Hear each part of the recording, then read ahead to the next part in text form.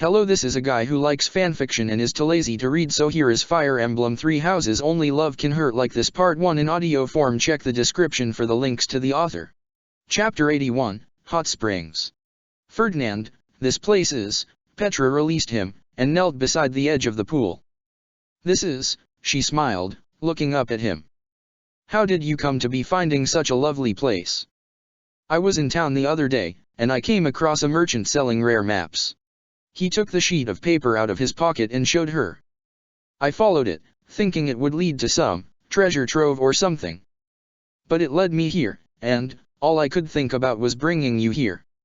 Out of all the friends I have, or the people I know, you came to mind, because I thought you would enjoy it most. And I thought my time would be better spent here with you than anyone else. He looked down at the water with a smile, but it faded a little. However, I did not know if you would be okay with this. I was rather embarrassed when I invited you, he admitted. Why would I not be okay with this, she said, shaking her head. This is being the best day of my school year, she exclaimed. I have tried to mock hot springs with a bath, but nothing can be beating the real thing. I am feeling such excitement. Thank you, Ferdinand, my heart is full of gratitude. Well, because in order to get in, we would have to, you know what? Never mind. He shook his head, still feeling embarrassed. When she said the line about her heart being full of gratitude, he put his hand over his own heart. And my heart is teeming with joy. It feels nice to have made a heartfelt gesture for someone I care deeply about. He said, but yes, nothing can beat the real thing. So, how about you test the waters?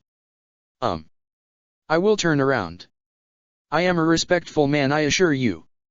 Let me know once you have gotten in the water. He turned around and covered his eyes even though he couldn't see her while his back was turned. Oh. That is being very kind of you, she said, folding up her clothes neatly and putting them in a pile beside the spring. You know, in Brigid, we do not feel the need to cover our eyes like so, she said, dipping into the water. Ah, this is feeling lovely. She continued to explain, our bodies are tokens of strength and prosperity. They keep us alive, they are not to be hidden.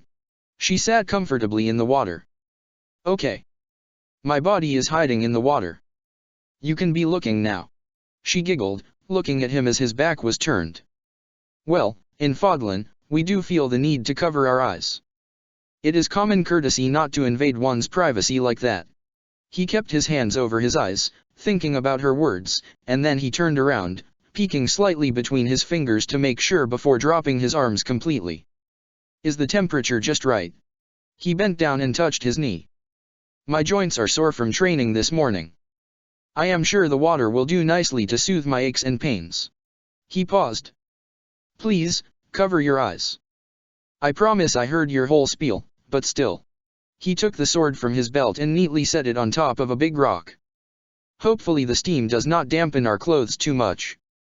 It would be uncomfortable to take a cold trip home. I will not be looking, she said, covering her eyes. But as Ferdinand was getting undressed, Petra exclaimed, Ferdinand. I am looking at you. She giggled. He started folding his clothes next to hers, making sure they were neat and far enough away from the water's edge, but he became startled and immediately held a heap of clothes up to block himself. Petra. I do not fool me like that. His face turned red, and he straightened up his clothes before getting into the water as well. He sat across from her on the other end of the spring. Okay. You can actually look now. I do not appreciate that trick you pulled. He said that, but he was holding back laughter and wasn't really upset, just embarrassed. She was laughing really hard. Ha. Oh, Ferdinand, I am sorry. I thought I was making a funny joke, she said, leaning her back against the rocky wall of the spring. She got all of her laughter out, then took in a deep breath. This is being so relaxing. I think I would like to come here often. I will admit. It was a rather funny prank. I mean, it is funny thinking about my reaction afterwards. But you really did give me quite the start. He put his hand on his chest. I agree. This is so cathartic. He paused. Cathartic means healing. Or recovery. He smiled, the water is warm and soothing, but, spending time with you is also a good way for me to relieve stress. So, in a way, you're healing me in a way the water simply cannot. Yes. It is being cathartic. She tried to use the word to get herself used to it. She smiled. You are being the sweetest, Ferdinand. I like to be making you happy. You are always being so stressed. She sighed, a sad expression coming over her face for a moment as she thought about him. I do not feel stressed nearly as much when I am with you, Petra. So maybe we should spend more time together. More than we already do, that is. Like you said, maybe we should come here often. We could try to make a trip every month just to unwind. How about that? He smiled. I think that is sounding so fun, she said, clasping her hands together. It feels wrong to keep this a secret from our fellow classmates, but I want this spring to be for us only. Are you feeling the same? Wrong. It is not a bad secret, Petra. It is a beautiful one that we get to keep to ourselves. I think that makes this place all the more special. He swirled the water around a bit with his hand. Small droplets were forming on his face and the tops of his shoulders. Yes. You are having a point there, she said with a small smile. And I must add, you are looking even more gorgeous than usual. She pointed at him. The water is making your face be glowing. Is it, now? His face turned red from her compliment. He wanted to tell her it was the steam making his face red, but it wasn't. The moon was shining bright and casting a pretty reflection on the surface of the water. Well, the moonlight complements your beauty as well. You are pretty as it is, but with the moonlight shining against your skin. A stunning sight to behold. You give such thoughtful compliments. I wish to repeat them in my mind so I can never forget them. She smiled brightly at him. There were some noises in the distance, cracking twigs. But it sounded far away, so Petra wasn't worried about it. She remained alert though, just in case. She couldn't get herself to tear her eyes away from Ferdinand. You do not have to replay them in your mind if I continue to compliment you out loud. He was smiling as well, but his hearing wasn't as keen and he didn't pick up on the cracking twigs in the distance. He was too enamored with her to pay attention to any of his surroundings. Maybe I will come up with a new way to compliment you each day? That way, it will never get old or repetitive.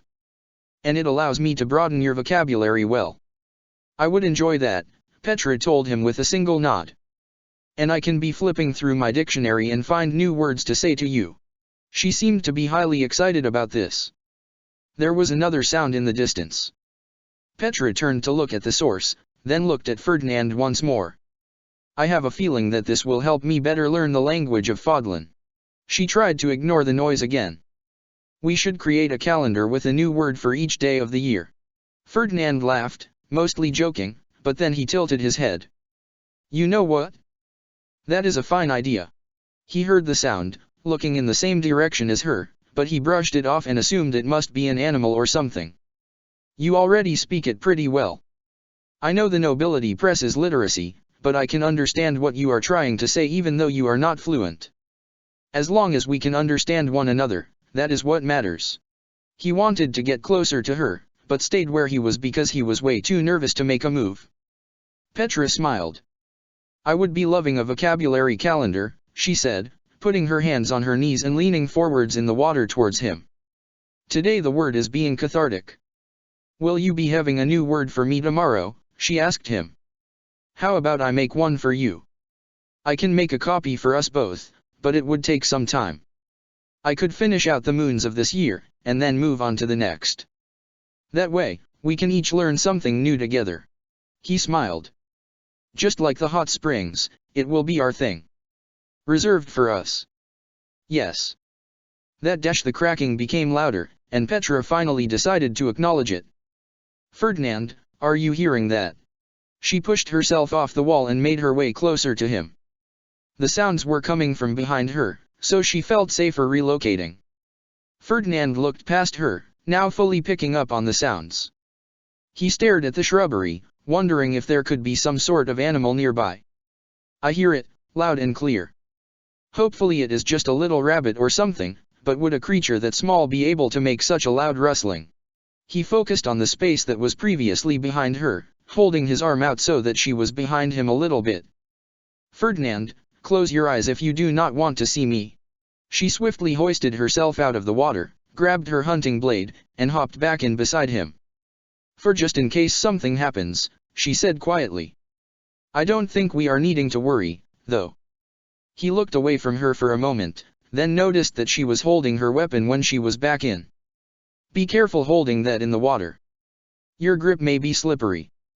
I know it is your means of protection, but one wrong movement and you could accidentally, and very easily, drop it." "I will not drop it," she assured him, placing it on the side of the water so it was in reach.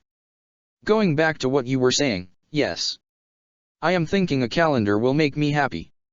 It will be giving me something to look at while I am unable to be returning to Brigid." He sort of just noticed how close they were, and he backed up ever so slightly so that she wouldn't notice how embarrassed he was about it. "Why yes. It will. And if a calendar is not enough, I can always try my hand at writing you stories. I may not be the most renowned writer, but I think I would be able to generate some pretty interesting works for you." "Oh. Yes. But I am getting all of this from you, and what will you be receiving from me?" she asked with a small frown. "I do not require anything in return. Really. I am happy to be doing this for." The sound came again. Louder this time. She grabbed onto his arm. Her skin was all slippery from the water. "Ferdinand, do you think is it time for us to be leaving?" He stopped talking because the noise startled him, and he held onto her arm as well, whipping his head to look at the spot the noise came from. "We are as vulnerable as can be right now. It would be rather unfortunate to run into any sort of trouble. As much as I want to continue relaxing, I do not want to put our lives at risk." "Yes. I am in agreement. Come on." She turned around and began lifting herself out of the water, but before she could, a demonic beast sprung from out of the tree line. Petra gasped, slipping backwards and falling beneath the water. "Petra, look out." Ferdinand darted in front of her, but that did nothing to break her fall. He grabbed onto her arm and pulled her above the surface. "Are you okay? We have to get out of here." He climbed out, then reached his hand down to her to help her out as well. "Do not slip." He made sure to keep an eye on the demonic beast as he tried to assist her. Petra coughed as she resurfaced, dragging her body out of the springs. Just as they exited, the demonic beast bowled over and splashed into the spring, sending water everywhere. It was super slippery now. Petra was on her hands and knees, coughing to remove any water from her lungs. She crawled over to her clothing and loosely tied them around her body as best as she could to cover up, since she didn't have any time to fully put them on. She picked up her blade. "Should we run?" Just as he helped Petra out of the spring, the demonic beast splashed into it. That was too close. "Come on." He let Petra catch her breath as he hastily covered himself as best as he could with his clothes which were soaking wet from the big splash. He grabbed his weapon as well. "We are too exposed to fight. I think we need to run far away from here before that thing can do any damage." Petra nodded. "Right, come on." She picked up her shoes and knife in one hand, and held her clothes onto her body with the other. She began running towards the way they came, while the demonic beast splashed around and tried to get out of the springs. Ferdinand tried to carry all of his things, but he ended up accidentally losing a shoe. "I think the beast is stuck in the water." He spoke between heavy breaths. "We were able to catch a head start. Hopefully there is no way for it to track us. If we stick to the dense woodland, it will not be able to follow us due to its immense size." Petra continued to run along beside him until the monastery was finally in view again. She sat down at the edge of the tree line, catching her breath. "Ferdinand. Are you being all right?" she breathed, looking over at him. "Were you hurt?" He stopped next to her, catching his breath as well. Although they had been running for quite some time, his clothes were still wet and his hair was kind of damp. He shook his head. "No, I am all right, but..." He had to sit down because his foot was hurting, though he didn't want to admit it. When he looked at it, he had a huge splinter sticking into the middle of his foot. "I lost my boot. I had to run like this the whole way back." He winced, reaching to tweeze it out with his fingers, but it was too stuck in there. Ah, he drew his hand back. That is looking very bad. Petra frowned. Give me one moment. She stood up, and properly put her clothes on this time. She knelt beside him once more, wringing the water from the end of her braid. May I see? She held onto his ankle, and positioned it in a way so that she could get a good look at it. I am feeling very sorry that this happened to you. You cannot be walking back with this in your foot. Hold still. She gently grabbed the end of it with her fingers, but didn't pull yet. His ankle was pretty swollen as well, like he maybe twisted it or something, but he didn't say anything about it. The pain from his splinter was too great. He let her examine the wound, but he let out a short, pained cry before she even started pulling. Ow! He closed his eyes and looked away from the splinter. I am sorry. I am sorry. She repeated as she yanked the splinter out of his foot. It took 3 tugs, but she finally got it out. She took one of her socks and wrapped it around his foot. I am sorry, Ferdinand, she said again. Are you doing okay? He knew it would be better to just get it over with, so he squeezed his eyes shut and yelped into his sleeve so that it wouldn't be too loud. Once it was out, though, he sighed with relief and shook his head. I am fine. There was no way I would have been able to make it back walking with that splinter. Thank you. He had some tears in his eyes from the pain, so he wiped those away before saying, Petra. I am sorry we ended up running for our lives instead of relaxing. He frowned, dressing himself more neatly. Oh, you are having nothing to apologize for, Ferdinand. She shook her head. Besides the end, I had one of the best days of my life here at school, she said with a small smile. I would like to go back, with having our safety ensured, she said. She opened her arms towards him. Me too, he said, looking back at her for a few moments before walking into her arms. He gave her a heartfelt hug more sincere than any others he'd given her before. I am relieved we are both safe. Me too. I was feeling scared for a moment there, she giggled. Should we be walking back to school now? We're almost there, just a little more, she said, leaning her head on his shoulder comfortably. Both of us need to get cleaned up. And it is rather late. I sure hope neither of us will get in trouble due to what just happened.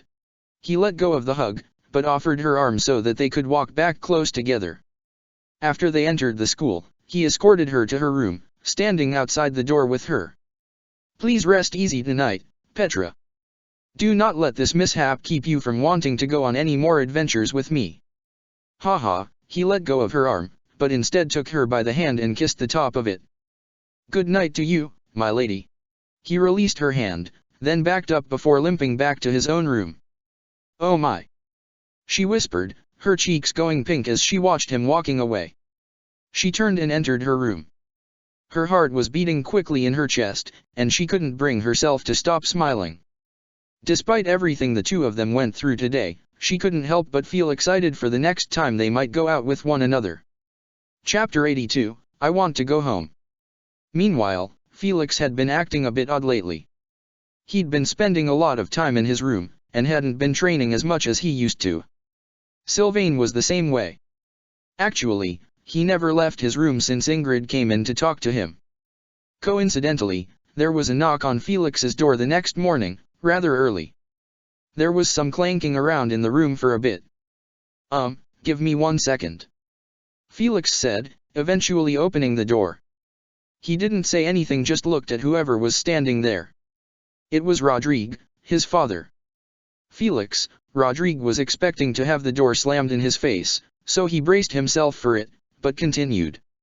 I've come to check in on you. Rumor has it you've been cooped up in here for quite some time. I'd like to talk to you about what might be going on. He tried peeking into the room. Why do you care? Felix snapped. He had heavy bags under his eyes, and his hair was a bit messy. Why are you even here? Leave me be, I don't have to explain anything to you. He mumbled angrily. From the looks of it, you have much explaining to do. Have you left your room recently? Gotten enough sleep? Had a decent meal? It looks like you need to a bit of cleaning up both your room and yourself, he commented. I've never seen you act like this. What's going on? Felix didn't answer for a bit, but then he looked up at his father and mumbled, I want to go home. He seemed upset. Take me home, he repeated. Rodrigue was about to say something, but he stopped short, seeming really confused about why Felix suddenly changed his mind about leaving. You were so set on staying, and now you are asking me to take you home. He slowly shook his head. Felix. Tell me what's going on. I can tell that something is upsetting you. If there's anything I can do to fix things, I will try. He frowned. I will take you back with me, if that's what you truly desire. Yes. I want to leave. I don't want to go to school here any longer. I can continue my blade training back at home, but I don't want to be here any longer. He shook his head. I haven't been going to classes. There's no point in staying. He didn't want to rat out Sylvain, though. Oh, Rodrigue frowned. The stress of school must be getting to you. But all your hard work will pay off if you stick with it, you know. When I was your age, I found myself drowning in assignments. And above that, I had to keep up my training. It wasn't easy, but the hard work paid off, he said. If you're having troubles, you should utilize the counselor, he suggested. What? I'm not gonna talk to the fucking counselor. Did you not hear me, old man? I said, I want you to take me home. Felix took a step forward when he spoke. School isn't working out for me. It's just not. I can't, he paused, I won't last here any longer. The state that Felix was in spoke volumes. Rodrigue didn't even finish his story or his list of suggestions, he just simply sighed, then nodded. All right, then. Pack your things. We leave tomorrow.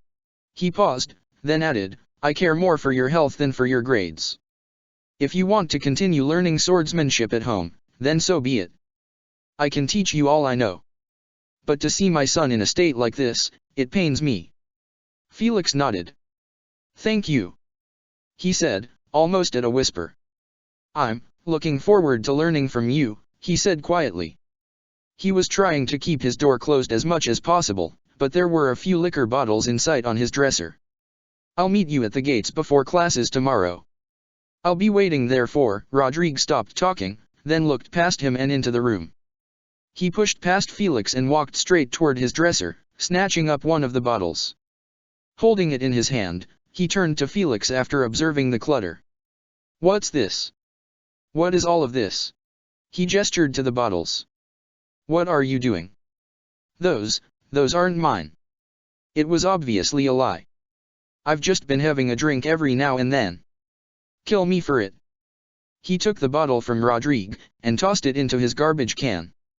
Get out so I can pack my things, he demanded. I don't believe you. How could I?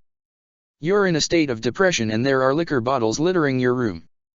You think I don't know the two have a connection? He didn't leave like Felix asked. Has school really gotten you so stressed that you need to risk your health for it? That's why I'm asking you to bring me back home. Felix shouted. What are you not understanding about this? Are you serious right now? Get out of my room. He snapped. Now. Don't do anything to harm yourself in the next 24 hours. And I want you sober for the ride home. We'll talk more about this on the way. I am not going to punish you for this behavior, but I will most definitely try and fish you out of this rut. Rodrigue gave him a serious look, then exited like Felix instructed. Felix slammed the door behind him. Shit. He mumbled, grabbing a bottle and tossing it so forcefully into the garbage can that it shattered. He packed up all his things quickly, then sat down at his desk and began writing a letter. It was very late at night now. Claude was sitting in the common area, looking into the fireplace. Dimitri was in there as well, rummaging around on a shelf. He wanted to find a clean, fresh blanket for Didu. He couldn't find one, so he started heading out, but he noticed Claude sitting alone, so he backed up. Standing beside the couch, he asked, Is something the matter? You're not normally this pensive. Dimitri, hey, Claude said with a small sigh, drawing himself away from the fire. He forced a smile. You're looking good today. What are you looking for? Maybe I can help. Just a blanket for Didu. I'm trying to help him get over this cold of his. He risked his health to bring me dry clothes in the rain, the least I can do is try and help him recover, Dmitri said. I think I'll be fine finding a blanket on my own, thank you. Worst case scenario, I let Didi borrow mine and fall asleep shivering. He sat next to Claude. That's nice of you. Look. Hey. I need to ask you for help. It's not like me to resort to such measures, but I'm seriously at a loss here. You gotta help me out. He ran his fingers through his hair. Oh. Okay, Dmitri wasn't used to seeing Claude act so desperate for help. The look on his face showed immense concern. Is this about the rumored Almiran invasion? He asked. Yes. Bingo, Claude said, looking at Dmitri. I am nervous someone is gonna hear us. He sighed deeply. I really don't know what to do. He held his face in his hands. Would you like to relocate? To your room, perhaps? Dmitri asked. That way, we won't risk being overheard. I want to help you the best I can, Claude. He put his hand on his friend's back. Claude nodded. Yes. I think that would be for the best. He stood up and began leading the way toward his room. It's actually kind of bad. Bad? How bad? Dmitri asked, following Claude to his room. Is it personal? Or does this involve the rest of us at the academy? Or, the population of the Alliance? It's personal. Claude sighed as they entered.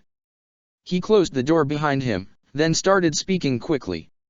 Shahid is blackmailing Tej to go to Almira with him and marry him, and if she does that then he'll cease the attack on the Alliance for good, but only if Tej leaves after this semester, and I wasn't supposed to know about it cause Shahid is gonna kill me if he knows that I know, and, he sighed. Am I making sense? What? Claude, slow down, I what? Dmitri shook his head, confused. He listened to the entirety of his story, appalled. That's ludicrous. A cowardly agreement, if I've ever heard one. I almost can't believe what I'm hearing. I only believe it because you're the one telling me all of this. He frowned. I don't even know what I can do about this. I want to help you, I really do. But, how can I fix something like this? I don't know. I don't even know how to fix it. And the professor agreed to go so that none of us here would get hurt. He groaned. Everything is going wrong. The Almiran army is huge. I know that if we try to take them on, people will die. Well, you have my aid. I'll do anything I can to make this easier for you, even if that means giving it my full attention until it all tapers out. I'll train hard to defend you. I want our nations to have a history of cooperation, so, why not start with this? I know we're technically not the respective rulers yet, but it's never too early to start taking responsibility. Plus, I want to help protect the professor. And you, personally.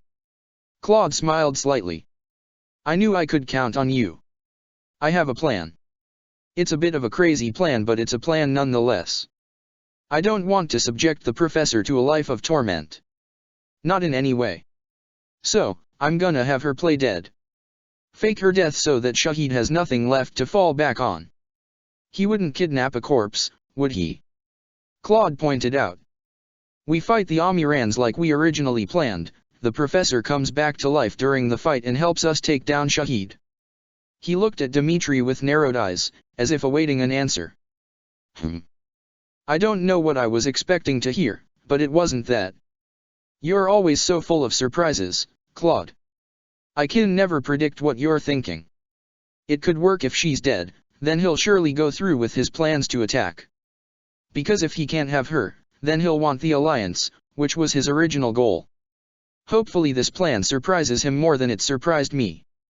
The element of surprise really comes in handy during instances like this. Yes. But we need Tej to commit as well.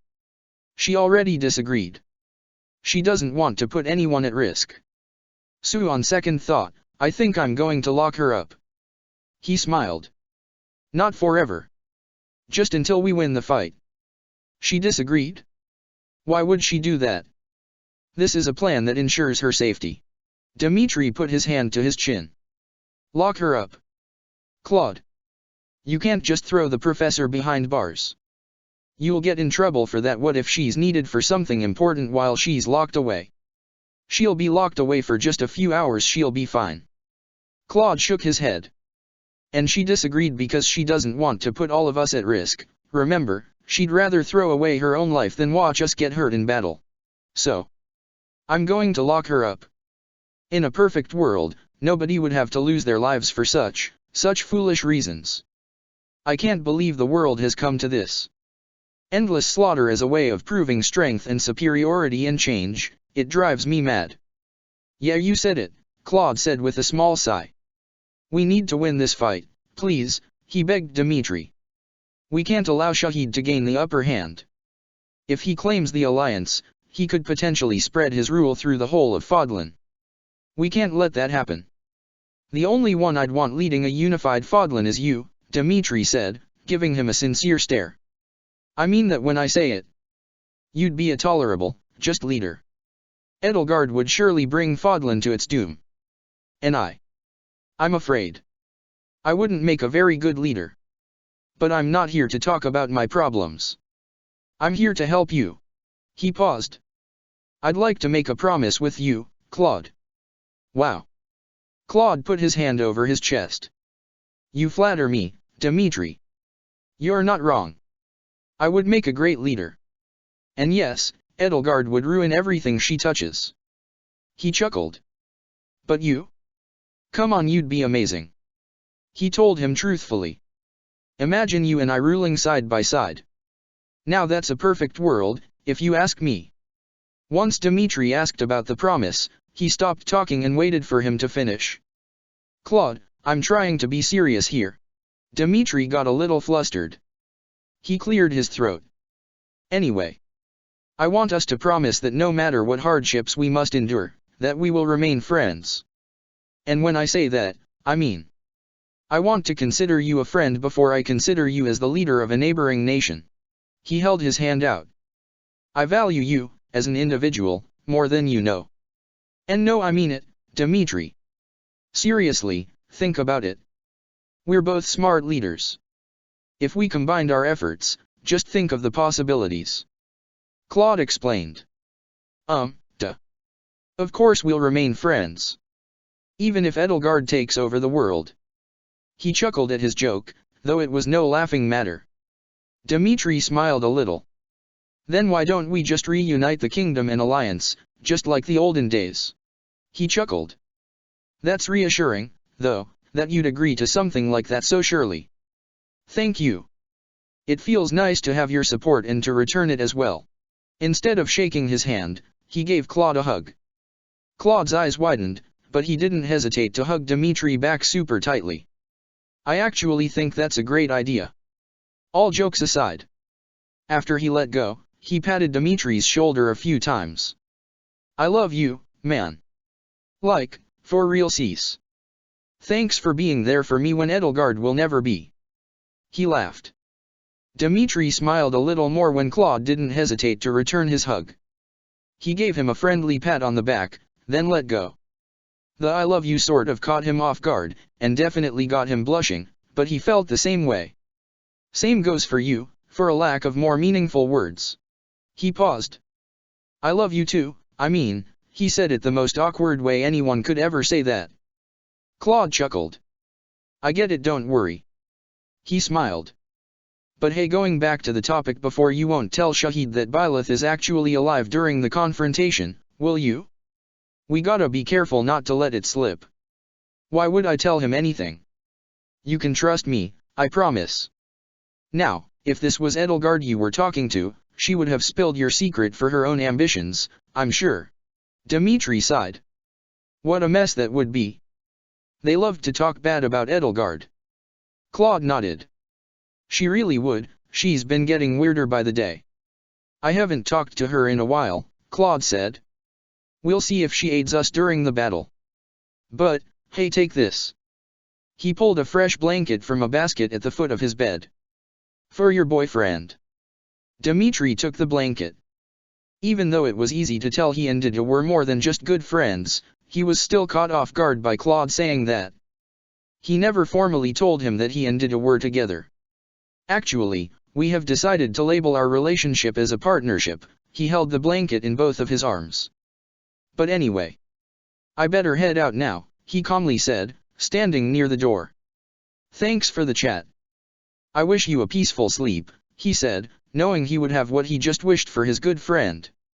Claude smiled. Right, partner. More or less the same thing. He shrugged. You know, it's really sweet to see the two of you together.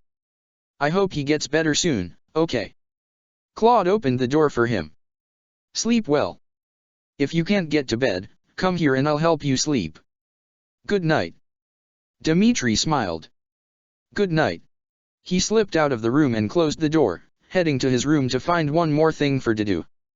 However, when he was in there, he heard a door open and close, and footsteps treading down the hall. He opened the door to maybe see who it was, but didn't see anyone there. Chapter 83, Love and Death. The next day arrived, and there were just 3 days away from Shahid's supposed invasion. There was a note slipped under Felix's door that morning, but there was no guarantee that he saw it. There was a knock on Sylvain's door that morning as well. It was Ingrid. Sylvain. Please, open the door. There was no answer from Sylvain. Ingrid, frustrated, threw the door open. She knew he probably wouldn't be in there, but barged in anyway. Sylvain wasn't in the room, but there was an open letter on his bedside table and a folded-up piece of paper in his bed, which wasn't made. Ingrid didn't like to snoop, but she did anyway. She walked over to the bed and picked up the paper, and then sat at his desk and put the two side by side, reading them both. One of the letters Ingrid had was from Margrave Gautier to Sylvain. Dear Sylvain. I hope my letter finds you well. I have just arrived home from my trip to the monastery and wanted to check in with you. Here is your reminder to pray to the goddess daily. You are still young, and there is still hope for your salvation. I expect you to carry on the family name and make me proud, make your ancestors proud. In fact, the functionality of the kingdom is depending on your crest as well. To ensure your cooperation, I think it is best to arrange your marriage for the day after your final semester at the academy. There is no escaping your duty. The kingdom is dependent on our bloodline.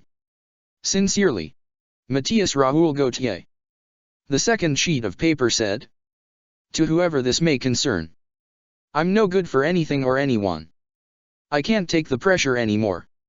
The note was left unsigned.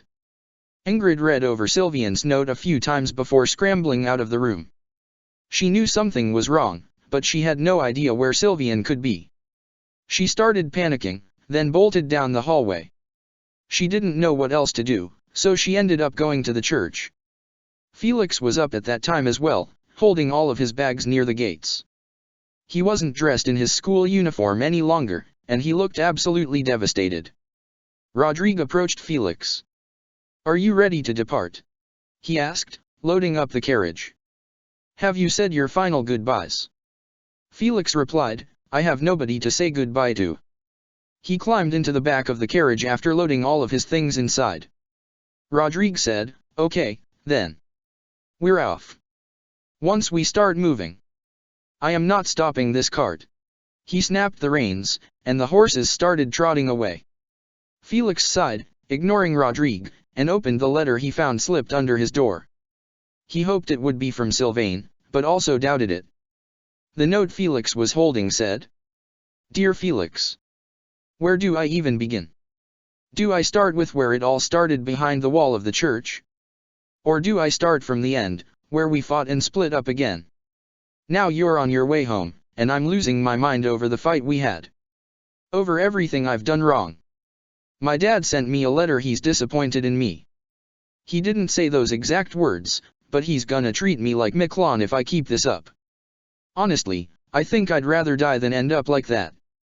I'm going to be honest. The happiest I've ever been was during the time we spent together. I want to turn back time to go back to the way things were before we fought, but that's impossible. Things are different now. Things just aren't working out for either of us. If we had only just run away immediately, things might have turned out okay. But there's no going back. I can't take back the mistakes I've made, and I'm sorry. I can't deal with the grief. I just can't. I feel horrible for making you feel this way. I deserved everything you said. When you said you hated me, I deserved it. It hurt a lot, because I've heard it so many times before, but it was different coming from you. Maybe I am hopeless? I'm just taking up oxygen. I'm a waste of a human being. I can never make things up to you. At this point, I'm just rambling. I guess I'm just trying to get out all my final thoughts before I run out of ink, huh? I've never been so good with sincerity, but I hope my words have reached you. And I hope that your life will be easier without me in it to complicate things. Goodbye. Love, Sylvain. There was something written at the bottom of the letter, but it was scribbled out. Felix scanned the letter one more time. Shit, he mumbled. He dug through one of his bags, grabbed a small, crumpled up piece of paper, and shoved it into his pocket. He then stood up, steadying himself on the edge of the wagon. He glanced at Rodrigue once before leaping from the carriage.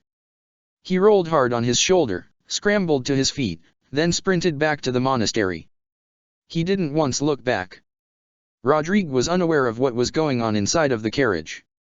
He was too focused on the road ahead, making sure the horses were headed in the right direction. He was so eager to get back home and meet up with his good friend Matthias that he was in his own little world. When Felix jumped out, one of the horses saw and got spooked. Rodrigue had to slow them down and get them calm, which wasn't very difficult. "You okay back there?" He didn't get an answer since the carriage was empty, so he got out and walked around the back. "Hello." He looked inside, noticing that nobody was in there, then let out a sigh. "Damn it. Felix." He looked around, but Felix was long gone by the time he got a good look. It didn't take very long for Felix to reach the monastery. He immediately ran to Sylvain's room, but as he expected, nobody was there. He cussed a few times, leaning against the wall and sucking in deep breaths to steady himself. "Where is he?" he whispered to himself. He pushed off the wall and marched straight down to Abyss next. "Yuri," he shouted, throwing one of the doors open.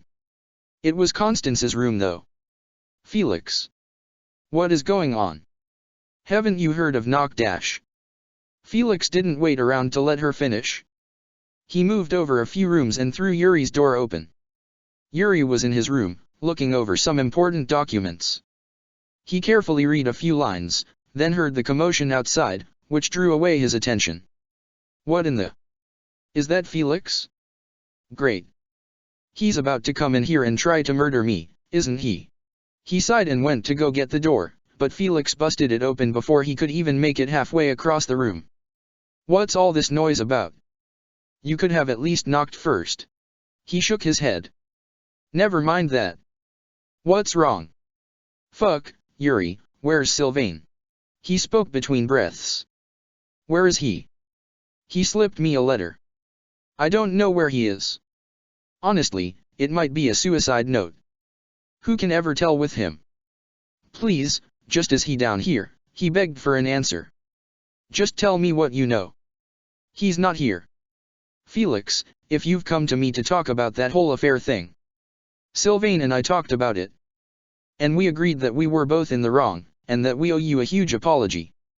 So he's not here," and he stopped talking because Felix was so frantic, and he frowned. "Wait, what? Are you sure?" He suddenly looked really worried. "We have to find him. I know just as much as you do about where he could be, probably less, even. I'm not here to talk about that. We need to find him and I don't know where to look." Felix shouted. You search the left side of the monastery, and I'll take the right." Without another word he turned and exited up the stairs. He began searching. Yuri nodded, grabbing a few people to go help him look. He did as Felix asked and started searching the left side of the monastery, not ending up with any luck. There was an exclamation from near where the graveyard was. It was Seath. "By the goddess!" He gasped, then yelled something at a soldier who was passing by. Since Felix was already on that side, he was over there in an instant. He ran down the stairs, jumping over the last three from adrenaline. "What? What is it?" "Sylvain!" Felix shouted at Seath. Seath frantically spoke. "It appears that someone has pushed Sylvain over the edge." He put his hands on his head, peeking over the ledge before looking back at the stables.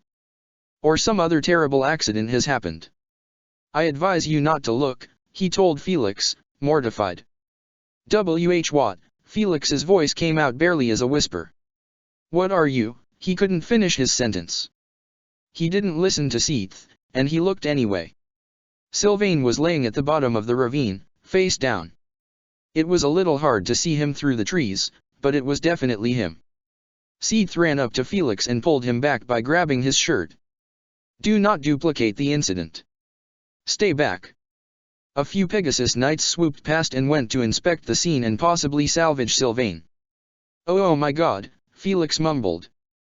He stumbled backwards into Seath, but didn't lose his footing. What? He was at a loss for words. Felix. He heard Ingrid's voice, though his senses were dulled from the sight of Sylvain.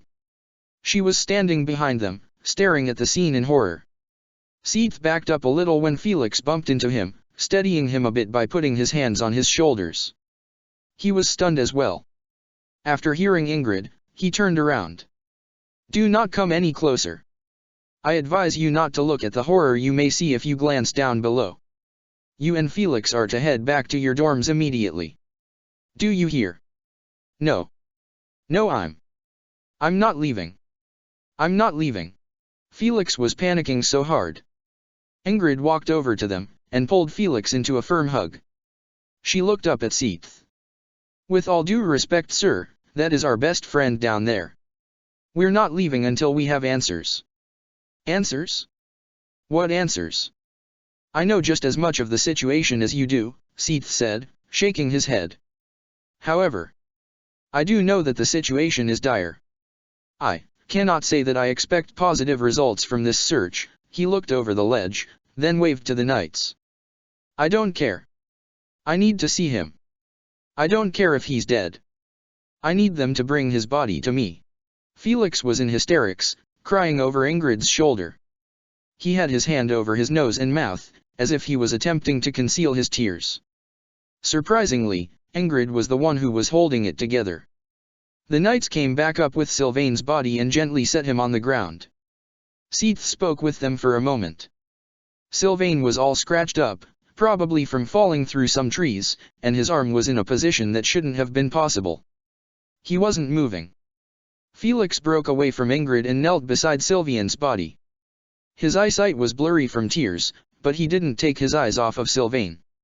He bent down, pressing an ear to his chest, holding his breath. Sylvain's heart was beating. Seath went to pull Felix away from Sylvain. Do not touch him. He's in a vulnerable state and susceptible to further injury if one of the soldiers started speaking to him again. Felix ignored Seath. He kept his hands on Sylvain's chest, begging him to open his eyes. Ingrid shook her head. Felix, please, back away, he needs a healer. No. Felix shouted. I'm not leaving him. This is my fault, this happened because of me, he yelled. You pushed him. Seath was aghast, his face beginning to pale. Felix, he shook his head slowly, obviously jumping to conclusions. I didn't push him. Felix stood up, getting close to Seath. Why the hell are you making assumptions? Ingrid pulled Felix away. Seath, sir, please get a healer for Sylvain. I only assumed so because you blame yourself for the incident. I simply couldn't rule it out, Seath explained, not backing up. A soldier moved Seath back from Felix. I am going to have to ask you not to get any closer, Seath said. There was already a healer on site, who walked over to Sylvain. She bent down and used her healing magic on him. His arm snapped into place, and there were a few other snaps of broken bones, but he still didn't awaken. Felix wiped his face off on his sleeve, then dove to the floor again, getting in the way of the healers. Just get him to wake up, he shouted. He couldn't control his panic. Ingrid was still holding it together. We can't rush things, the healer explained. It doesn't work that way. It appears that his arm was broken badly, and he may have fractured many ribs. We must further inspect him in the infirmary, maybe he will wake up after we relocate him. Felix reached down to Sylvain. Okay, well. I'm coming. Ingrid grabbed his arm. Felix. I get that you're upset, but we need to wait. Give them time. Please, please. He'll still be here in a few hours, we'll go visit him in the infirmary, okay? She glanced up at Seath, letting him know she was trying to help out. Ingrid couldn't even believe the extent of her own words. Part of her was already preparing to never speak with Sylvain again. But she had to remain calm for Felix. If she already lost Sylvain, she couldn't afford to lose Felix as well. Felix didn't say anything, but he didn't make another move towards Sylvain, either. I can't promise you that he will survive even though I have used healing magic on him. He may have suffered irreversible damage to his head. If he is too far gone, there is only so much our magic can fix. She helped carry Sylvain off on a stretcher, and Seath followed.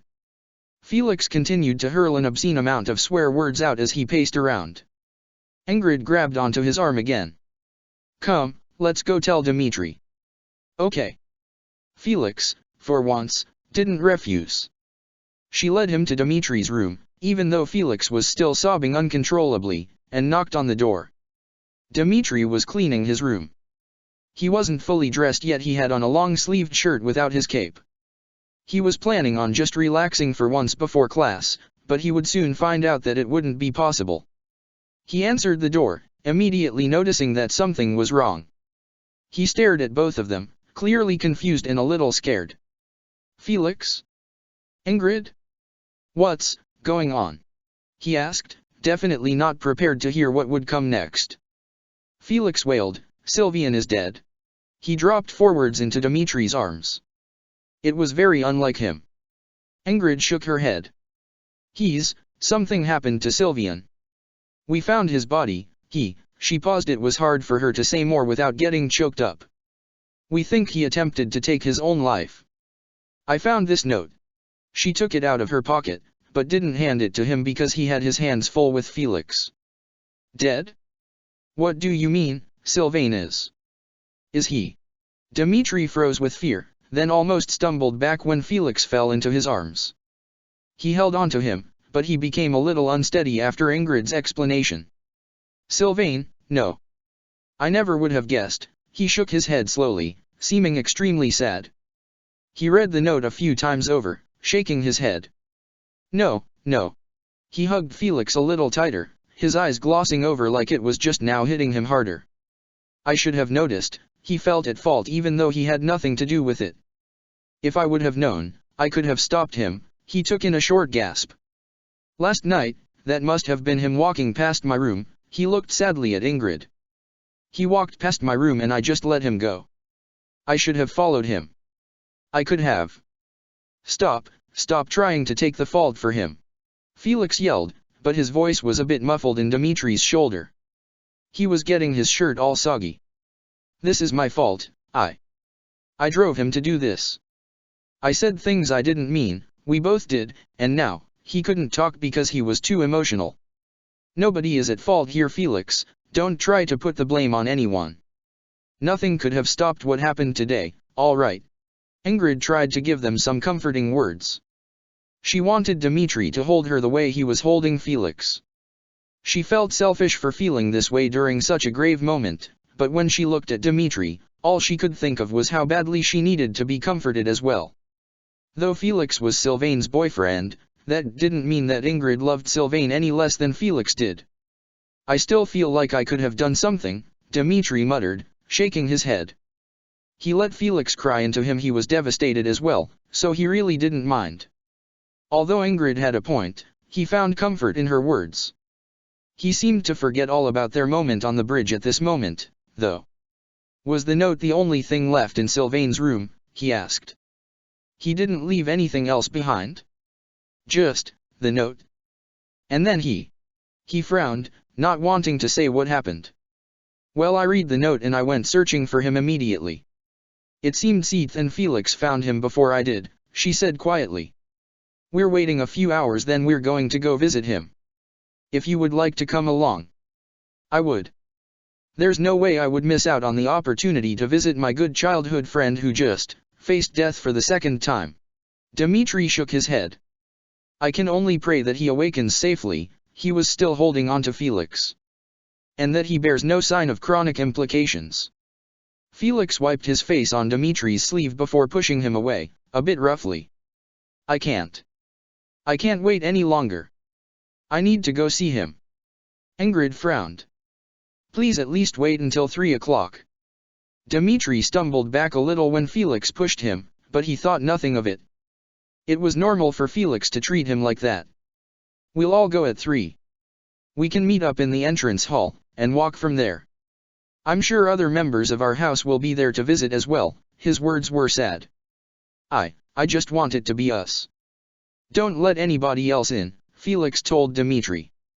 He made eye contact with him for a split second before turning and walking away. Ingrid called, "Be right there." She looked back at Dmitri. She didn't say anything. Dmitri watched Felix head off, a devastated look on his face. He waited until he was fully out of sight to switch his gaze to Ingrid. He was trying not to let their awkward kiss get in the way of their grieving moment.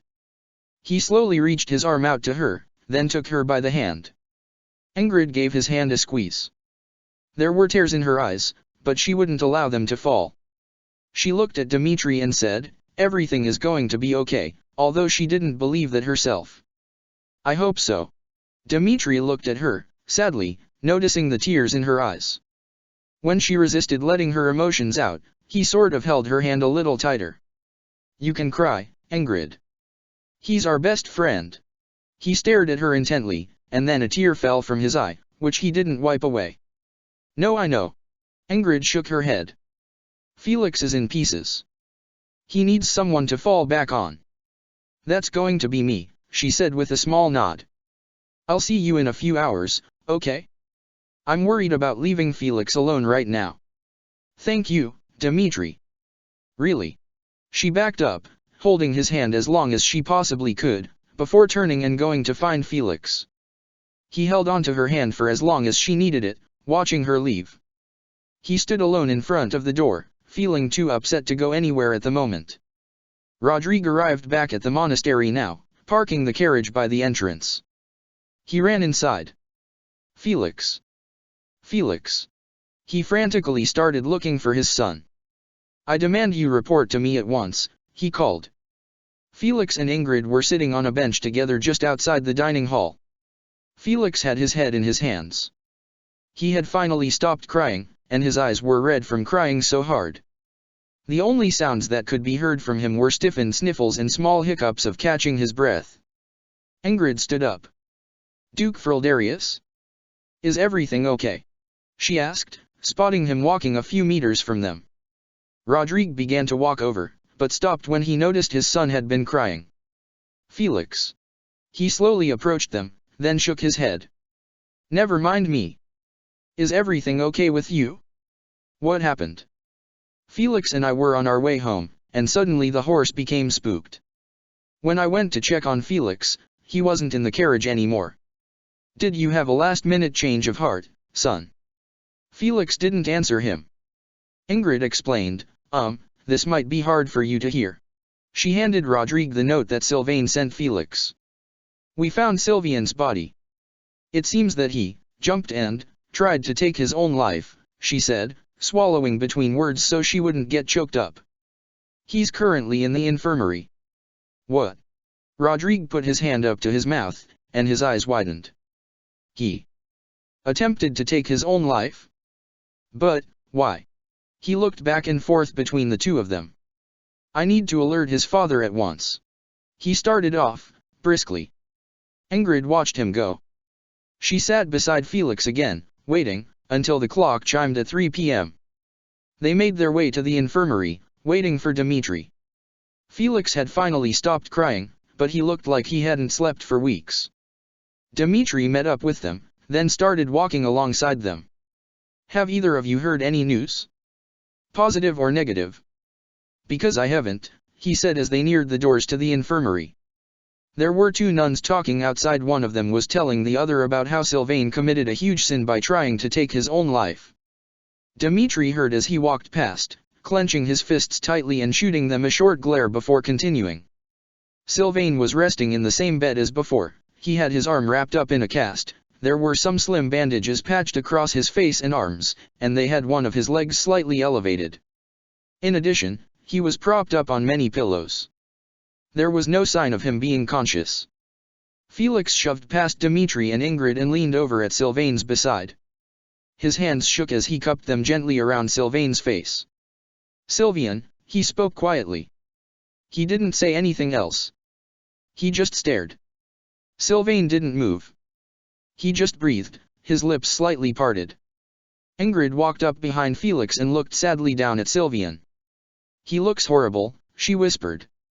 Dmitri stared down at his friend, his brow creased in sadness. He shook his head. "Really? What drove him to do this? It's devastating to see him like this. To know there was something we could have done, but we had no idea. Last time we talked, Sylvain was as bright as the sun, as always." He frowned. "This is the second time this has happened at the monastery. First Marianne, now Sylvain. I think we should make counseling services more reliable. There should be more resources available to us so that we may help our loved ones. They shouldn't have to go through this alone." Ingrid frowned. "They had a fight," she explained to Dmitri. "We think this is why he did it. Sylvian, he cheated on Felix, in a way. And the two of them had a fight about it. Felix said some pretty nasty things, and so did Sylvian. They broke up, and then today, I found these notes in his room. Sylvian is being forced into an arranged marriage. I think all of that together was too much for him to handle. Along with this." She handed Dmitri the note from Sylvian to Felix. Dmitri frowned as he listened to the story, watching Felix and how he was interacting with Sylvain. He sighed, then took the note from Ingrid, reading it over. His frown grew the further along he got in the writing. It took him a while to read it, but he eventually reached the end. "A waste of a human being," he said. He shook his head, gripping the edges of the note. "No, that's not true," he muttered. Felix shook his head. "I already told you, this is because of me. This is my doing," he said between sniffles. Felix delicately rubbed his thumb along Sylvain's cheek.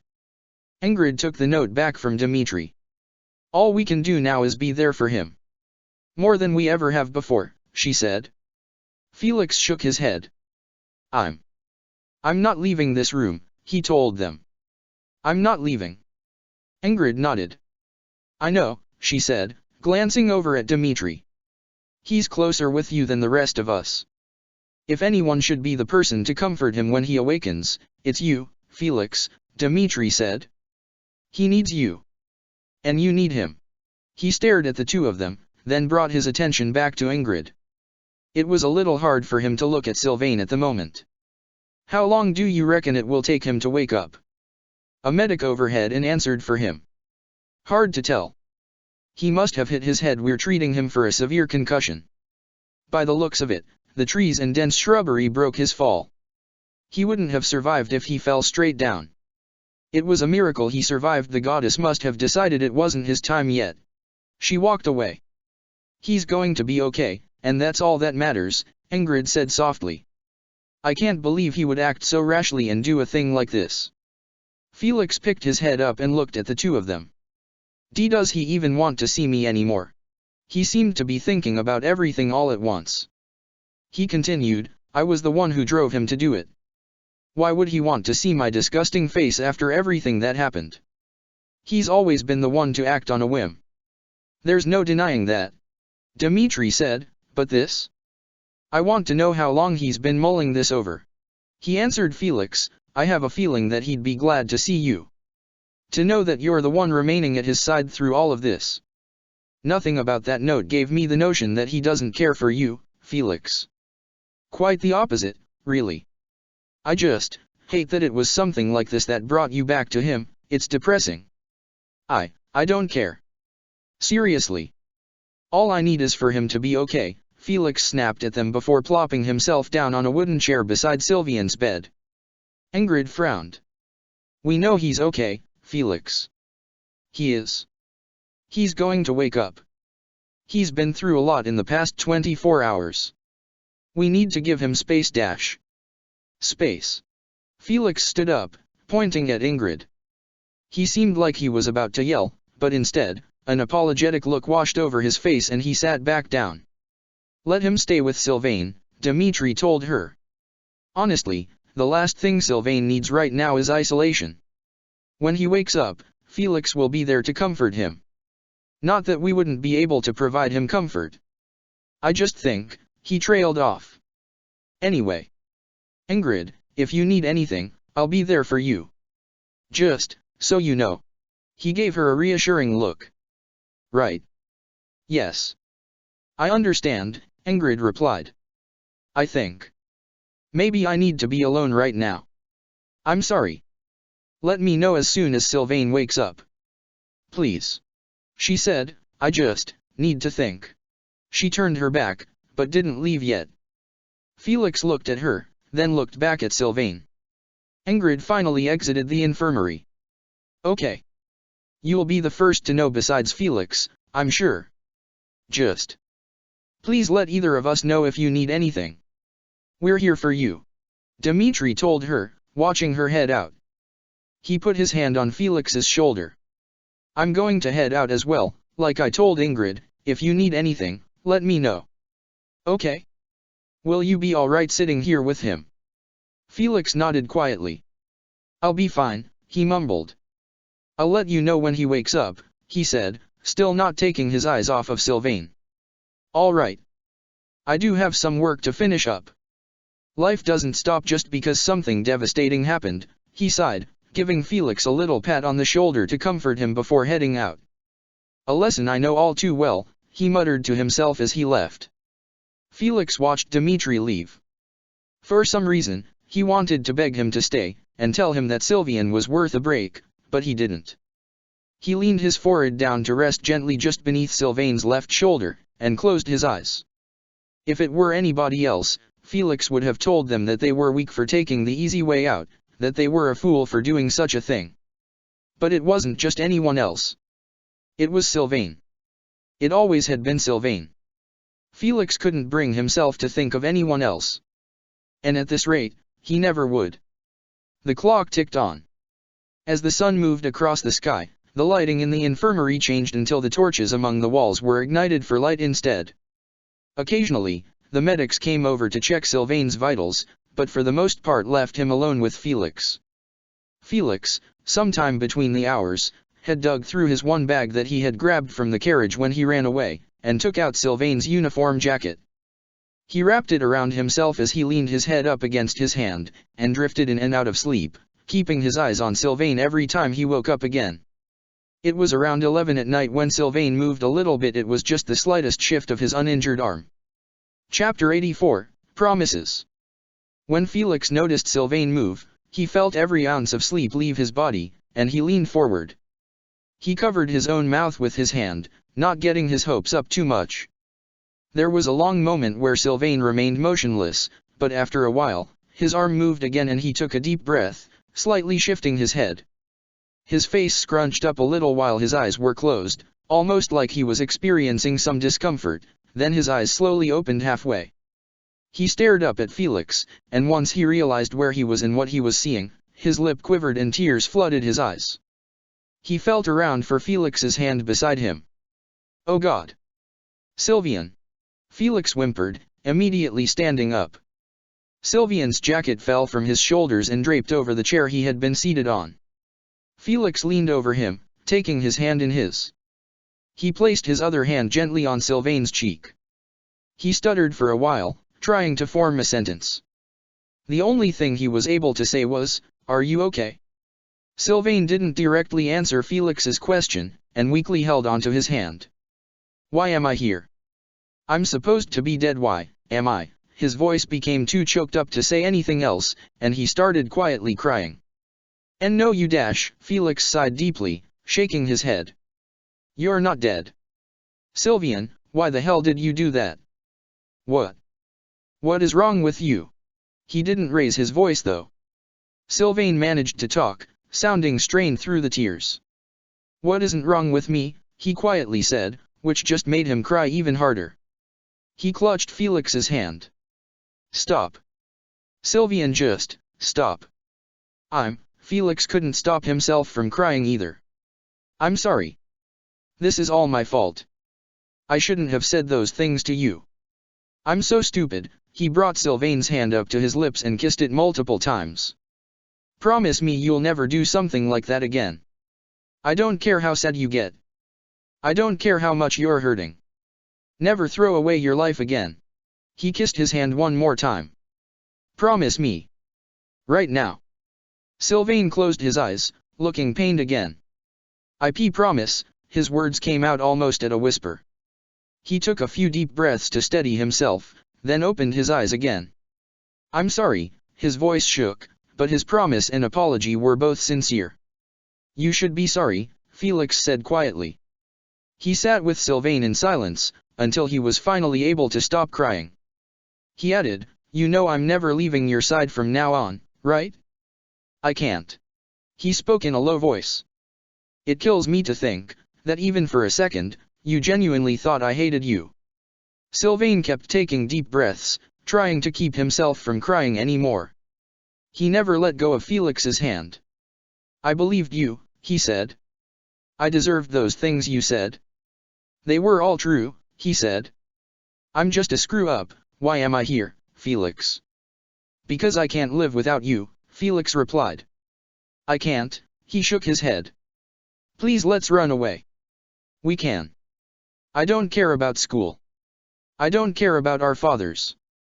I don't care about anything anymore except for you. What am I without you, Sylvain? Please, he begged. Sylvain stared up at Felix the whole time he was talking. His head was pretty foggy from his concussion, so his words were sort of going in one ear and out the other. He grasped most of it, though. Once I get better, okay. He paused, then reached up with his hand to touch the side of Felix's face. Stop, don't, Felix said quietly, gently guiding Sylvain's hand back down. Please. Don't. He shook his head. He continued to hold on to Sylvain's hand though. He didn't feel like he deserved to have Sylvain feel for him any longer. After what he caused, he was having a hard time letting Sylvain give him any affection. Sylvain seemed a bit sad when Felix moved his hand away, but he didn't say anything about it. He was still pretty out of it, and it looked like he was going to possibly fall back asleep soon. As usual, he tried adding levity to the situation to cover up the sincerity, even though it was probably uncalled for. So, are you gonna kiss me, or? He just looked up at him, like he was waiting. For once, in a very long time, Felix smiled. He looked down at Sylvain. He laughed slightly and said, shut up, but of course, he leaned over, as gentle as he could possibly be, and kissed Sylvain lovingly, cupping his face in his hands. He gave Felix a weak smile as well, then closed his eyes and kissed him back the same way. He let it happen even though he was in a lot of pain and should have been resting. Felix pulled away and planted a bunch of gentle kisses on every possible inch of his face, then backed up. He didn't tell him he loved him. He knew Sylvain knew, and that's all he needed. He sat back down in the chair, and wrapped the jacket around himself once more. Sylvain felt a lot better now that things were okay. There was a huge part of him that felt sorry for putting Felix and his friends through all of that, but he was really glad that he had Felix. He hoped that Felix knew he wasn't just doing that for attention. He really did feel hopeless, but he would never make that mistake again. He gazed at Felix as he started drifting off again. Get some sleep, Felix said quietly. I'm not going anywhere. He stood up again, pulling the chair away. He shoved the nearest bed against Sylvain's. This bed wasn't made though, and there were no pillows or blankets. Still, he climbed into the bed and cuddled up into Sylvain's jacket. I'll still be here when you wake up, Felix said, laying on his side and looking back at Sylvain. Okay, Sylvain softly said, closing his eyes. He couldn't really move onto his side, so he had no choice but to lay on his back. He turned his head to face Felix. Déjà vu, huh? This feels like it's already happened before. He was having trouble staying awake. Of course I somehow ended up back in here. He stopped talking after that. You've gotta stop doing this, Felix told him. Now seriously, you need to go to sleep. Okay? I need you to get better. He kept his voice low, hoping that Sylvain would drift off to sleep. Luckily, Sylvain stayed asleep. In the morning, Rodrigue came to visit, but stopped in the doorway when he saw how they were laying. He just stared at them for a moment, smiled ever so slightly, then walked away, not wanting to interrupt. Everyone had found out what happened with Sylvain. Everyone was unusually quiet the next day, except for Cyril, who wished Sylvain actually died because he's gay. He sat at breakfast that day with Flane, who was finally feeling like herself again. There were a bunch of flyers listed around for LNL Lost and Found. Lawrence was putting up the last flyer he had, and he stood back to admire it when he was done. There. Magnificent. This should help our non-profit organization flourish. He stood with his hands on his hips, then turned around to check whether or not anyone left anything at the LNL stand. Lysithea was sitting behind the stand, holding the feather toy in her hand. There was a small brass cuff, the same one Hilda made for Casper, sitting there as well. Lawrence walked up to Lysithea. Have we had any success in reuniting people with their lost items? He stood behind the counter. He picked up the cuff. What is this? I am not sure of its function, but the craftsmanship is phenomenal. Well, I gave Marianne a book she had lost. Otherwise, no.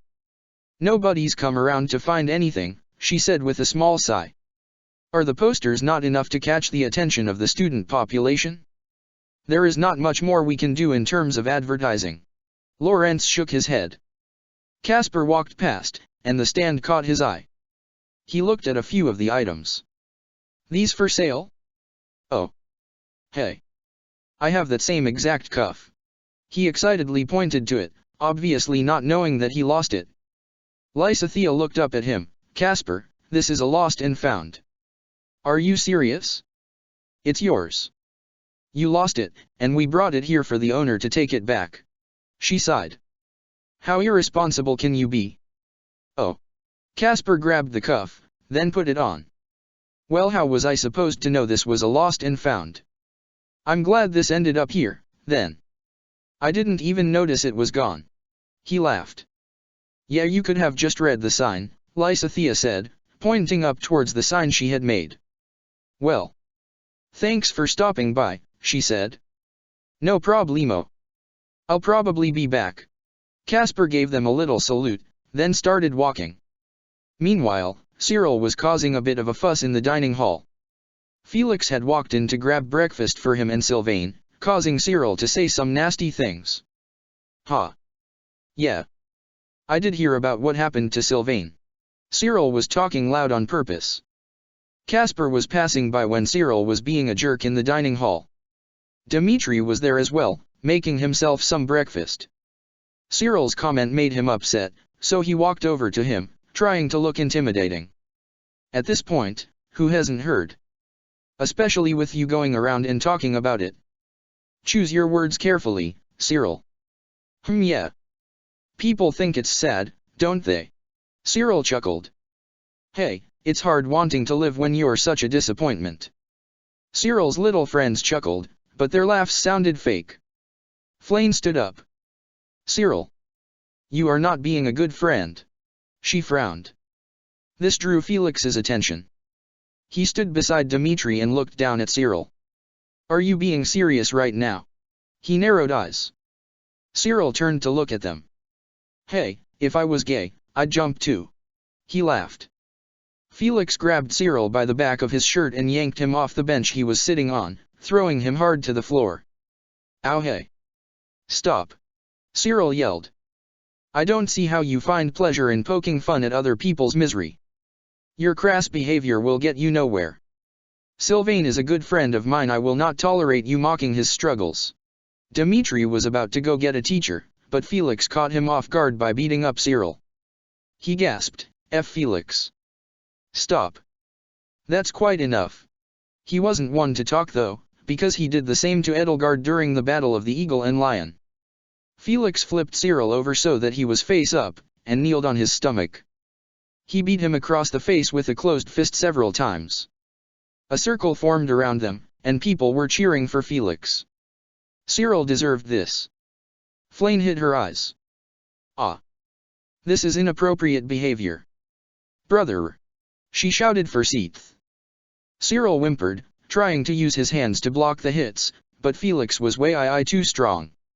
Cyril's nose was definitely broken, and his face was covered in blood, but Felix had yet to stop. He was going a bit overboard. Ingrid pushed through the crowd. Felix. What, Dmitri? What's going on? She grabbed Dmitri's arm.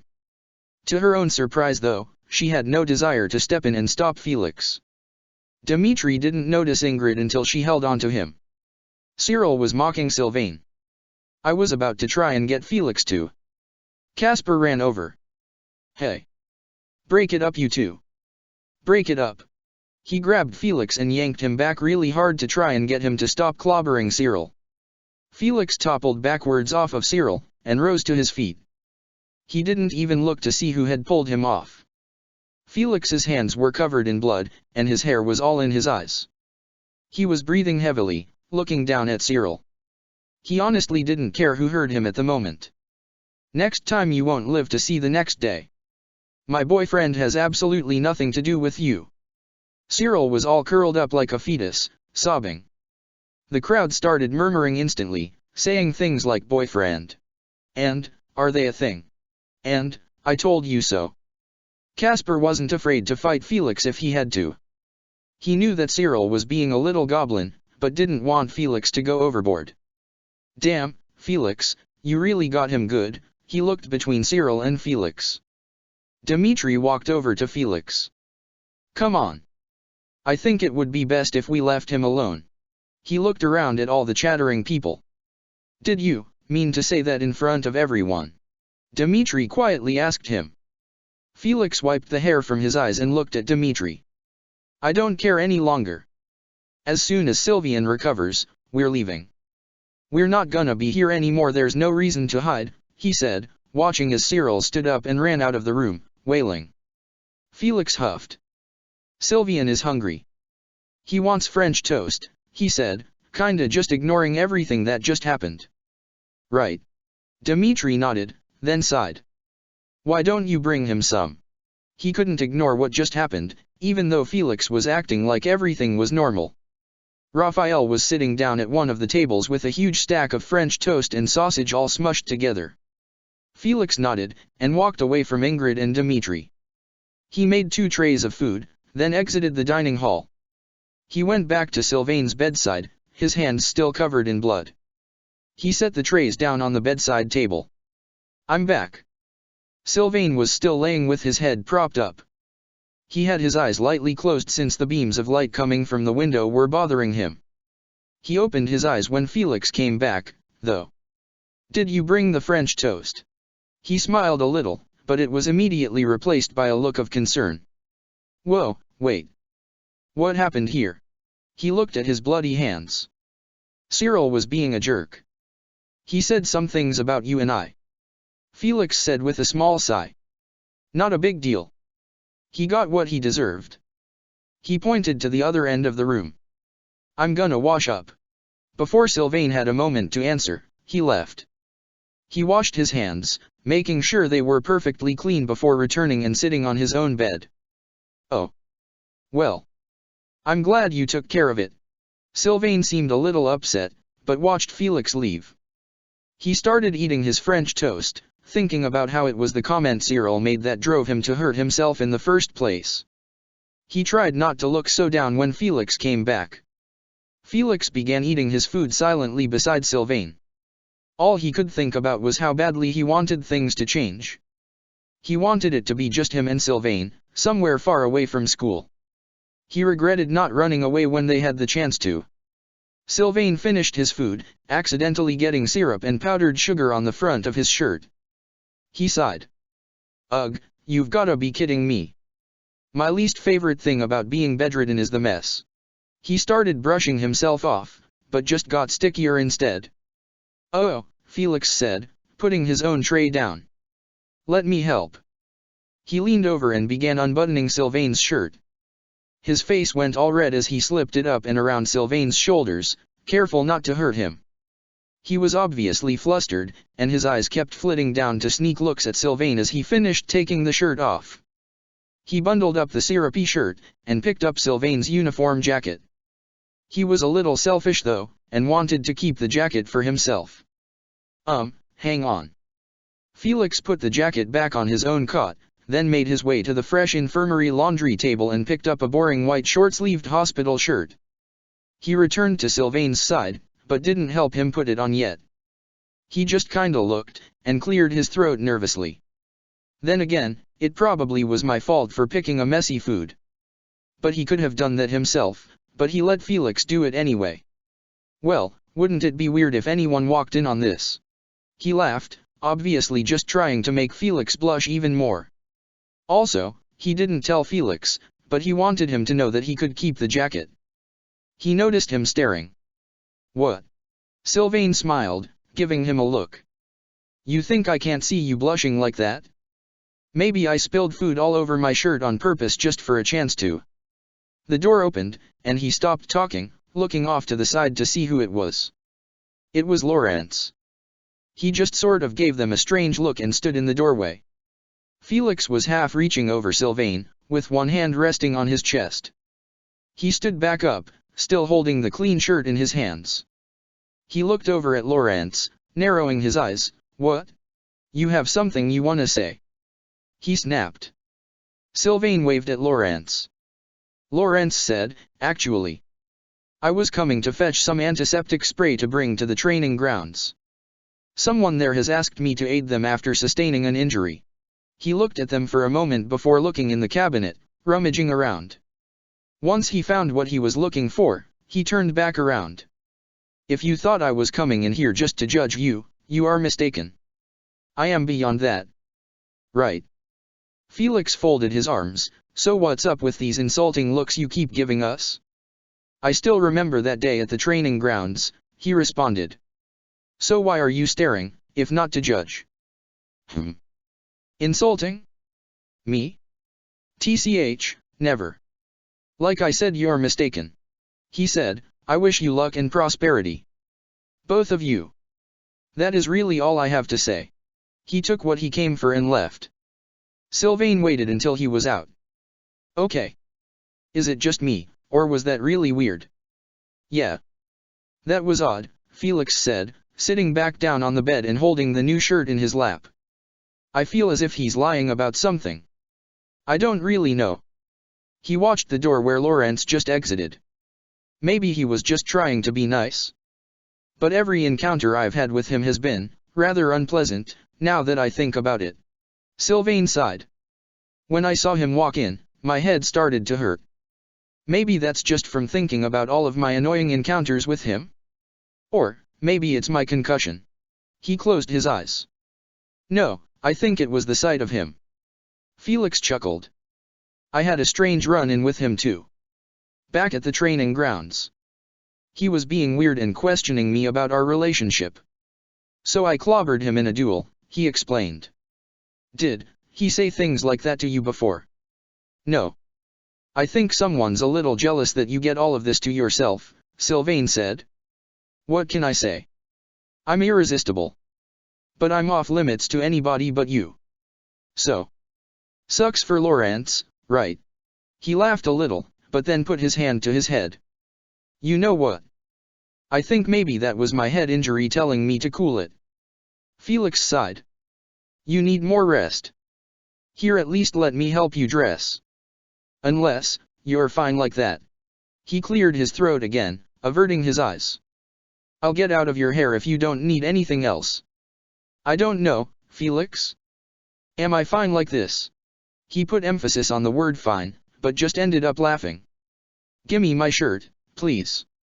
It's a little cold in here. Maybe for dinner I'll spill spaghetti sauce all over myself just to give you another excuse to undress me. He shrugged. Felix couldn't help but smile. Shut up, Sylvain. He complained, but secretly loved when he said things like that. Here. He handed him the shirt. Should I go, or? He asked, awkwardly standing up and half hanging his bag over his shoulder. Sylvain knew Felix secretly liked it. He smiled to himself. If you got places to be, you should go. He took the shirt, then put it on before laying back down. I'll most likely be resting when you get back. The more I rest, the sooner we can get out of here, you know. Right. Felix nodded, but said that Sylvian didn't want him to stay. Get some more sleep, then. If I can't, then I'll have Ingrid or someone bring you some dinner. Let me know if you spill, he added with a small smile before turning his back. Good night.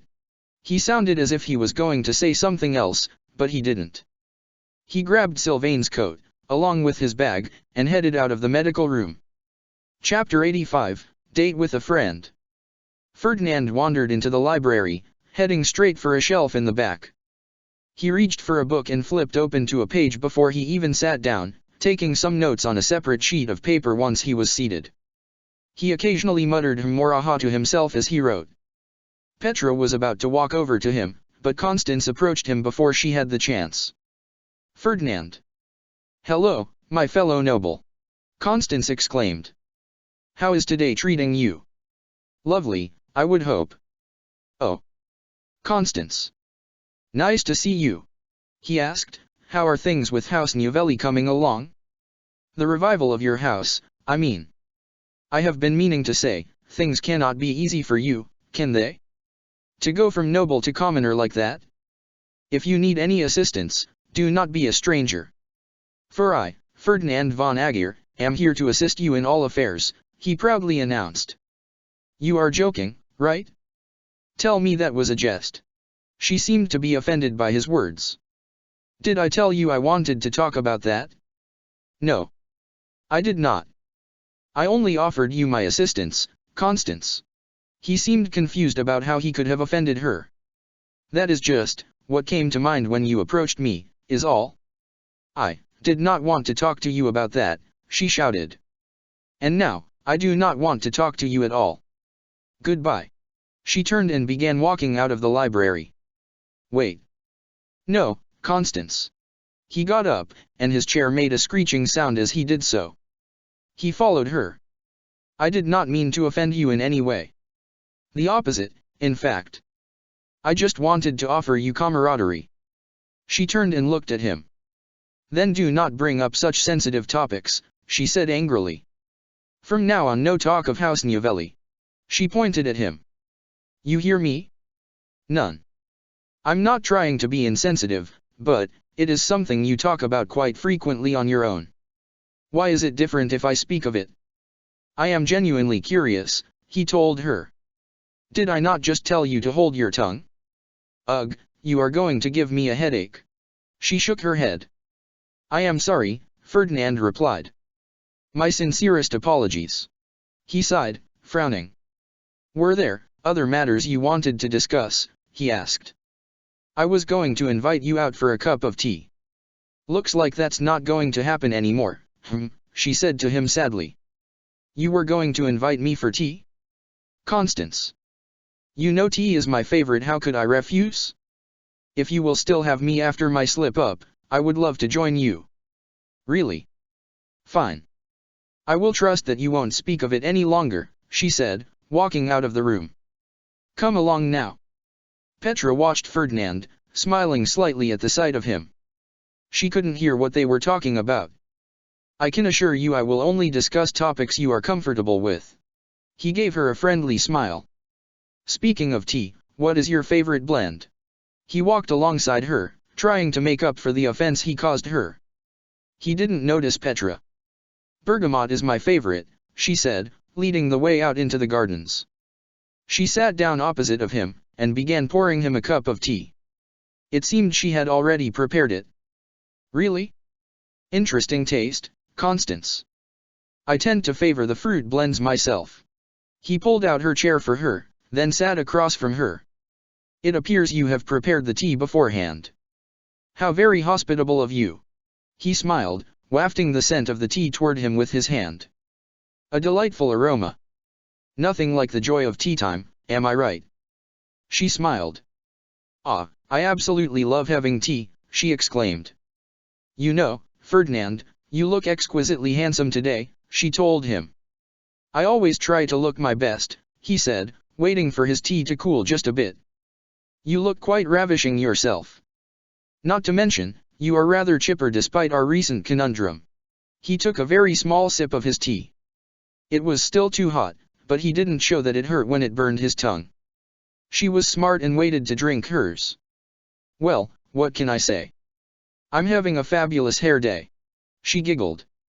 I must ask, what have you been up to lately? Oh, nothing much. Just maintaining my normal busy schedule, he replied, stirring a few cubes of sugar into his tea for a special treat. I have also been busy with the upkeep of my equipment, but that hardly feels like a responsibility. I actually quite enjoy it, contrary to the noble stereotype. Wow. That sounds boring, she replied. I have been occupying myself with much more enjoyable tasks than that. She laughed. Boring? Nonsense. I am a collector of armor and weaponry. Maintaining my equipment is akin to meditation for me. He sipped his tea. What could be more enjoyable than that? Enlighten me. Creating a new spell that dash. Suddenly, the sun peeked out from behind a cloud. Ah, my apologies. I do not mean to insult your hobbies, mine are nothing compared to the wonders of your weapon collection, she said quietly. Oh, K. He seemed confused by her sudden change of heart. You never finished that last part about your spell. Yes, my collection is spectacular, no doubt about it, but this spell of yours. Tell me all about it. He took a bite of a flower-shaped cookie. It is weak. Unfinished. Pathetic, she said, staring down into her teacup. It is supposed to create a weapon from thin air. Her voice sounded sad. What? You mean you can just conjure up weapons? You must demonstrate for me. I do not mind if it is unfinished. I would love to see this work in progress. He smiled, trying to keep her engaged. If you say so. She held her hand out, and stared at the table for a while. A weird whirlwind appeared above the table, and when it disappeared, there was a tiny razor blade in its place. Oh dear. I told you it is a failure. Ferdinand watched with interest, and he let out a short gasp as the razor blade appeared. You just conjured a blade? Exceptional work, Constance. I admire your skill. It may be just a start, but it is the start of something new and amazing. He picked up the blade between his fingers. You do not need to lie. She shook her head. That is nothing compared to the might of a sword, she said. I should scrap this idea, and never let it see the light of day again. Scrap the idea? No, no, no. It is brilliant. I admire your talent, I really do. You should continue working on this. It is quite fascinating, plus, it has practical use. Think of how helpful this could be on the battlefield. Possibly, but I could never create anything larger than this, not with my weak, pathetic mind. She took a drink of her tea. Ouch. That was a low blow to your own self-esteem. Why are you suddenly acting so self-deprecating? What happened to your striking bravado? He frowned. Whatever do you mean? Constance frowned. I apologize if I am taking up your precious time. How selfish of me to assume you would want to have tea with one such as myself. I just agreed to join you here, did I not? I enjoy your company. If I did not want to have tea with you, I would not have begged you to change your mind. He finished his tea. If you insist, then I will not go anywhere, she said quietly, finishing the last of her tea. She set the cup down, but didn't say anything else.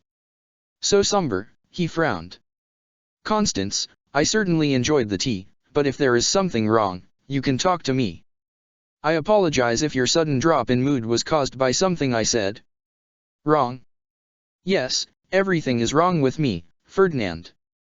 I am a failure at everything. Especially something as simple as keeping you company. No. Nothing is wrong with you. You are the epitome of pride. I am not sure where all of this self-doubt is coming from, if I am being honest. He shook his head. You are excellent company, regardless of what you think. That is so kind of you to say. Especially to someone like me, Constance responded. Thank you, though I am hardly deserving of such praise. He sighed. Constance.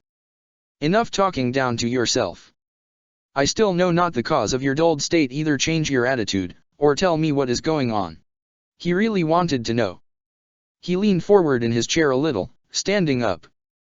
Whatever are you saying? It's the sun.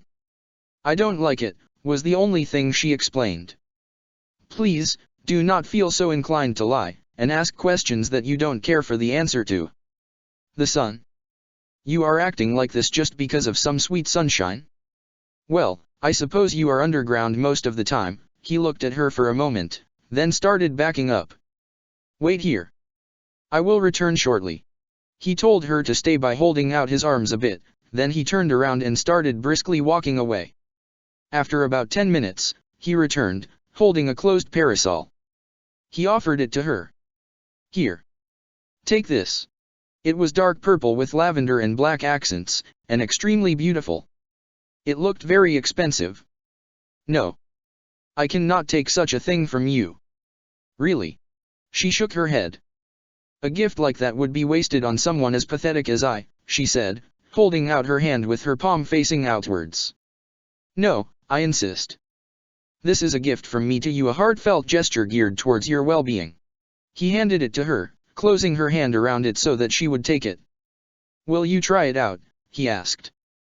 I will not disobey your requests, she sighed, and picked up the umbrella, opening it up and putting it behind her. She stared at the center of the table for a bit, blinking a few times. Oh. Ferdinand. I apologize for anything that may have transpired in the past, what, half hour? She laughed. He tried not to make a big deal out of her comments about how she was acting in the sun. He didn't want to make her feel upset again. There is no need to apologize. I am just glad that my gift to you could be put to good use. You showed me your amazing spell, and, in return, I gifted you with a lovely parasol. I hope it will be of good use to you. He smiled with a nod. Yes. I appreciate the gift. She smiled. She was so happy to have it, but would never admit it fully. She took a small bite out of a cookie. So. I'm glad you liked the spell, she said. Again, it is still in the works, but, perhaps, you would join me in Abyss sometime to work on it. You want my assistance? For spell work? Oh, Constance. I am flattered that you would ask me, of all people. Although, I must say I have potential to become a master spellcrafter, if given the proper tools. There is nothing I cannot accomplish. Haha. I knew you might answer that way. I am delighted that you want to help me. She laughed. You and I are very alike in that matter, you know. We would make great partners in life. She flashed a quick look at him. You think we would? He didn't seem super confident in his answer. He really liked Constance, but he had someone else in mind. He wanted to be polite, though. I suppose so. With your creative intellect and unmatched pride in combination with my superiority and talent? We would be unstoppable. He let out a laugh. Yes. Not to mention when it comes to romance, we would blow all the other couples out of the water. She laughed again. You cannot deny that. I have been told that I excel at romantic gestures, so you would be right about that. He couldn't help but turn red in the face after hearing her comment. We would be just like the stereotypical fairytale pair, agreed. Oh, it is so lovely to hear you say so. She smiled. Ferdinand, what would you say to coming to my room down in Abyss? We could share a meal. Her eyebrows raised in question. Is this a dinner invitation? I would be delighted, he replied, enthusiastically. I shall dress for the occasion, and bring some favors of my own. What sort of meal will we be having? Perhaps a savory steak? Or a lean cut of pheasant? What will it be? He asked. Both of those sound delightful, she said, happily. Shall we call this a date? She asked, standing up from her chair, bringing the umbrella closer to her body. He stood up as well, keeping both of his hands gently resting on the table. He nodded. Ah, yes. He gave her a smile, but the same happiness wasn't reflecting in his eyes. He said, is this event taking place tonight? Tomorrow? I would prefer to know ahead of time so that I may prepare. He told her. Tomorrow works perfectly for me. Constance exclaimed. It's going to be so romantic. She exclaimed. She really wanted a school romance. She smiled at him. See you then, Ferdinand. She waved and exited the gardens. I will see you tomorrow night, Constance. And I am looking forward to it. He gave her a polite bow, but when she was out of sight, he frowned. He looked down at the table, then gasped. The word of the day, oh goodness. I completely forgot. He started rushing back to the library, where he thought he may have seen Petra earlier. Just as he entered the library, Petra was exiting. She smacked right into him and fell down onto her butt. Oh! Ferdinand!